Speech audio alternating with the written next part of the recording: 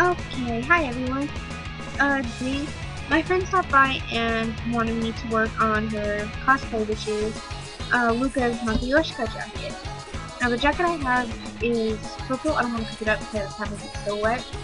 But I know there's different jackets that Luca wears.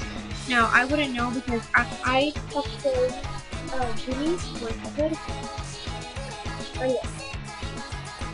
Made it from scratch. Not saying like the fabric, like I made the jacket, but like I keep saying like a lot.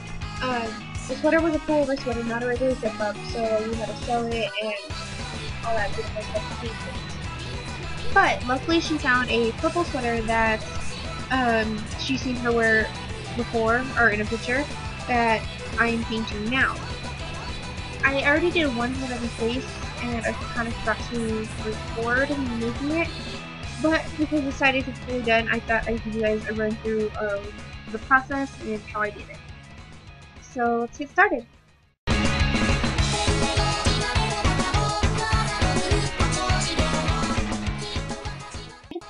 The sweater. Make sure you know what color your character is doing. This one is Luca's, and I'll show you how I do it.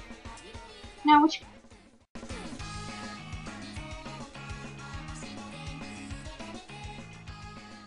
can do is they do have an outline stencil online that you can find to do the mouth and the eye. I chose not to do that because the stencils that I found on there I didn't really care for. So I did my own. Now what you can do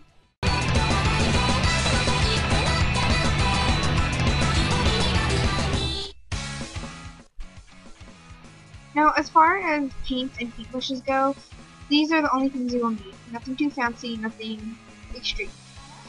So I suggest that you all use fabric paints. Because I didn't have any fabric paints, I went with what I did have, which is acrylic paints. All three of these here are acrylic paints. The reason why I say to use fabric paint is because when you wash your jacket, it doesn't chip or come off as much as this does. Now I'm not saying that this is bad to use, not to use it. Just when washing your jacket, I suggest washing it in a cold cycle and a really soft cycle, because otherwise it's going to chip really bad and it's going to peel and you're going to have to repaint the whole thing over. So when using acrylic paint, please be careful. With this one, I have a thin pointed tip for the black, which I'll explain why I have this later on. White acrylic paints and regular black acrylic paints. Now for brushes, I would suggest getting a thin pointed brush, a medium sized, and a larger size. Now optional if you're a bit picky like I am, also get a sponge brush. These things are like fantastic. I love them. I can't do anything without it. Like I said, it's optional and you don't have to use this brush. Bigger brush for just the thing. But basically all you need.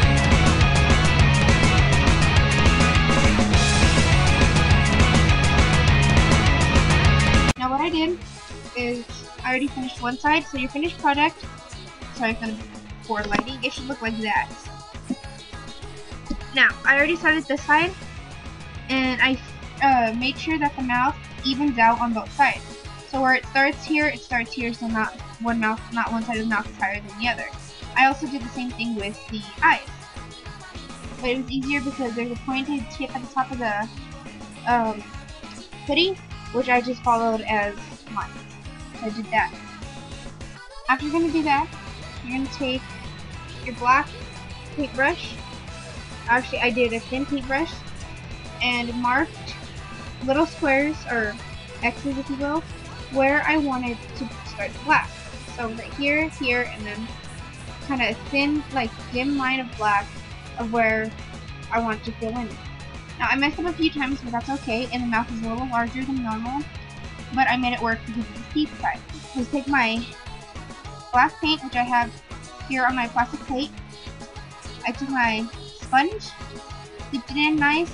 Gotta make sure it was just a little bit wet. You don't want it drenched and dripping and whatnot. You just want it a little bit damp. So dipped it in, just start blotching all over the place.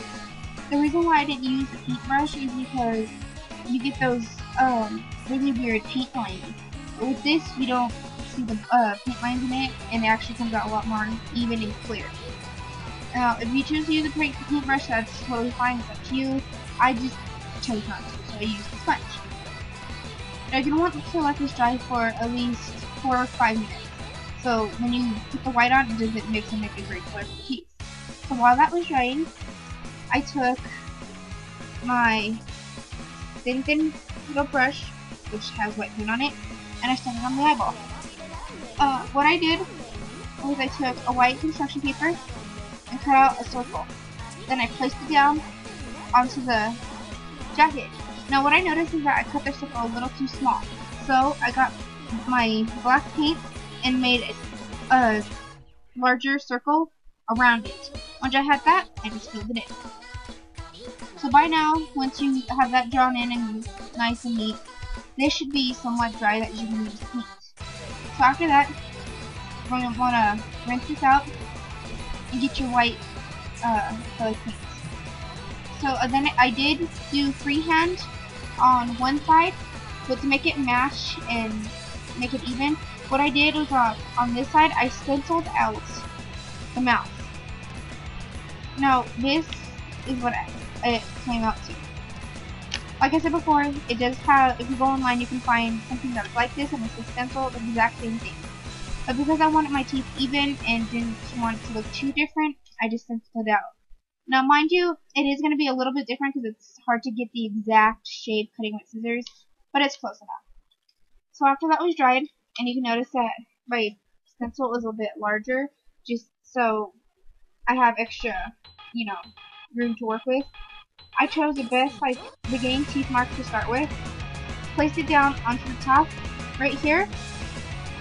Got my white, made sure some black is showing, and filled it in with the white. I had to pick it up once in a while to let one side dry, and then once this side was dry, I went on to the other side. Now you don't want to place the stencil down to the bottom teeth because it will overlap at the top, and the paper will get stuck and it'll chip, and you just don't want that. So wait until the teeth are dry before you start at the bottom. Now I'm not completely done at the bottom, so I am going to finish that up, and I'll show you guys what it looks like.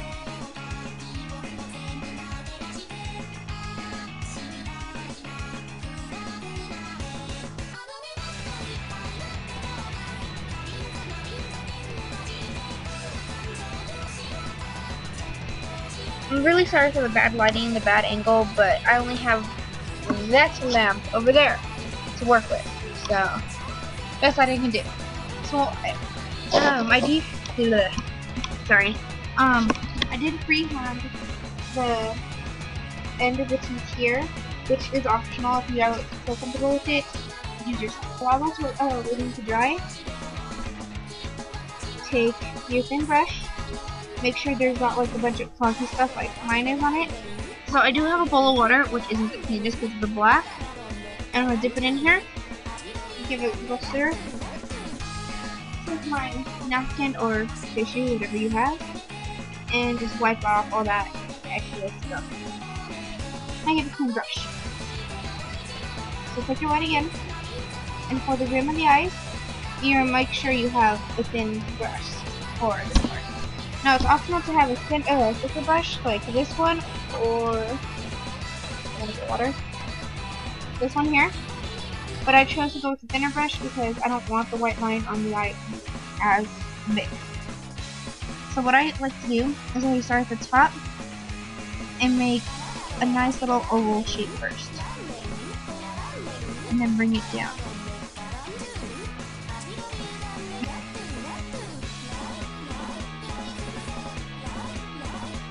If you mess up, like I did right here, there's white on the sweater, you can always take your tissue napkin, damp the area, and just rub it.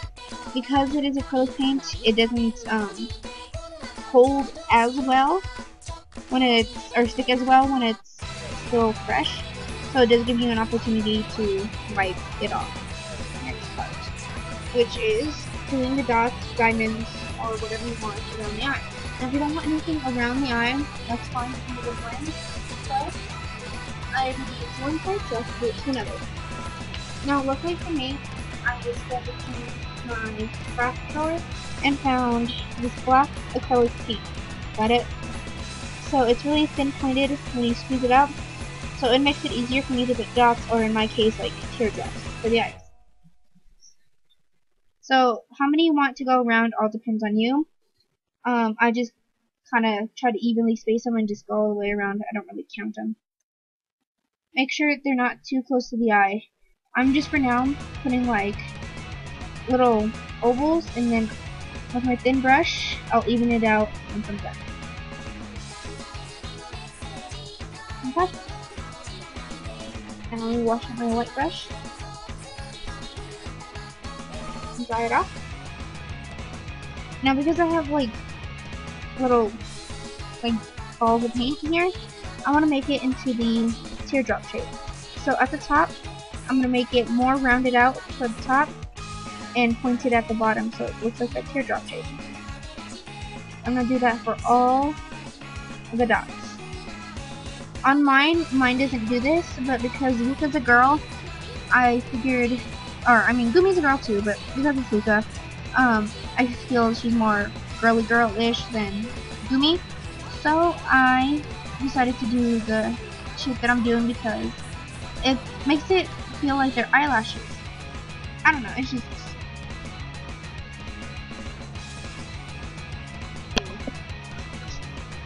There you go. And there is Luca's jacket. Again, you don't have to use purple. You can use pink. You can go with the green with no hoodie. Completely up to you. My friend just thought it'd be easier to do it this way. And as for, that's about it. I hope this helps. I know it was a bit confusing. If you need more help on the sweater, message me or comment below. I'll be happy to answer any of your questions that you need. This is my third time making a Matryoshka sweater, so I know I'm not exactly perfect at doing it, and I'm sorry, but I mean it's so much more fun to make it than to buy it online.